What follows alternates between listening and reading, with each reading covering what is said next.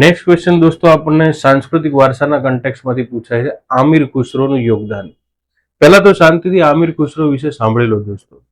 આમિર ખુસરો, જેમનું મૂળ નામ હતું મહેમદ હસન, પણ એ લોકો એ સમય દરમિયાન આમિરોને ખુશ કરવા માટે કવિતાઓ જે છે એને કવ્વાલીના સ્વરૂપની અંદર એમણે રજૂ કરવાનો પ્રયત્ન કર્યો, જેમાં સૂફી સંતો અને અન્ય જે ધાર્મિકતા સાથે જોડાયેલા વ્યક્તિઓ જે છે એમની પ્રશંસા માટે ગવાતી એક પ્રશસ્તિ હતી, જેને આપણે કવ્વાલી કહેશું.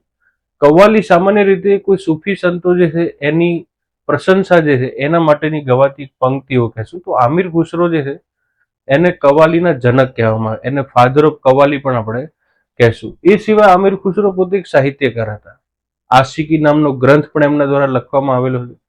અને દિલ્હીની અંદર નિઝામુદ્દીન ઔલિયા નામના એક સૂફી સંત થયા, એમના શિષ્ય તરીકે આપણને આ આમિર ખુસરો જોવા મળ્યા. દિલ્હી સલ્તનત દરમિયાન એમણે ખિલજી વંશ જે છે એના સમકાલીન બહુ જ કાર્ય કરેલું જોવા મળેલું છે.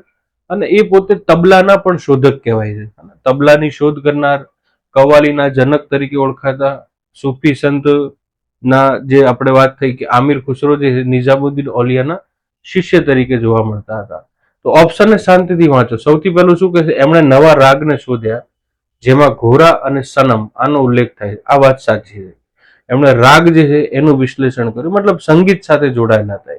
એમણે કવ્વાલી જે છે એના નામે ઓળખાતી સંગીતની નવી શૈલી વિકસાઈ, ડેફિનેટલી વાત છે. એને ફાધર ઓફ કવ્વાલી કહેવાય. કવ્વાલી બીજું કંઈ નથી હોતું, સૂફી સંતોની પ્રશંસા માટે ગવાતી પંક્તિઓ આપણે કવ્વાલી કહેશું. અને ચોથા નંબરે જોવો જોઈએ, પર્શિયન કવિતા જે ફારસની જે કવિતા જે છે એની એક નવી શૈલી વિકસાઈ, જેને આપણે સબાકે હિન્દ એવું એનું નામ આપવામાં આવેલું જોવા મળે. ત્રીજો ઓપ્શન જુઓ, સારંગી અને રબાબની શોધ કરી. આ ખોટું છે.